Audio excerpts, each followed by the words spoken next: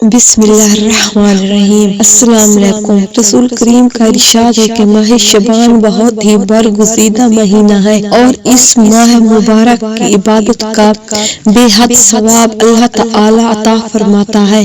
ماہ شعبان کی پہلی شب جب نماز عشاء 12 رکعت نماز 6 سلام سے پڑھیں، ہر رکعت میں بعد سورہ فاتحہ کے سورہ اخلاص 15 مرتبہ پڑھنی ہے۔ بعد سلام کے 70 مرتبہ درود پاک پڑھ کر اپنے گناہوں سے توبہ کرے۔ انشاءاللہ اس نماز کی برکت سے اللہ پاک اس کے گناہ معاف فرما کر داخل بہشت کرے گا۔ ماہ شعبان کے پہلے جمعے کی شب بعد نماز عشاء 8 رکعت نماز 1 سلام سے پڑھیں اور ہر رکعت میں بعد سورۃ فاتحہ کے سورہ اخلاص 11 دفعہ پڑھیں اور اس کا ثواب خاتون جنت حضرت فاطمہ رضی اللہ تعالی عنہا بخشے۔ خاتون جنت فرماتی ہیں کہ میں ہرگز بہشت میں قدم نہ رکھوں گی جب تک کہ اس نماز کے پڑھنے والے کو اپنے ہمراہ داخل بہشت نہ کر لوں۔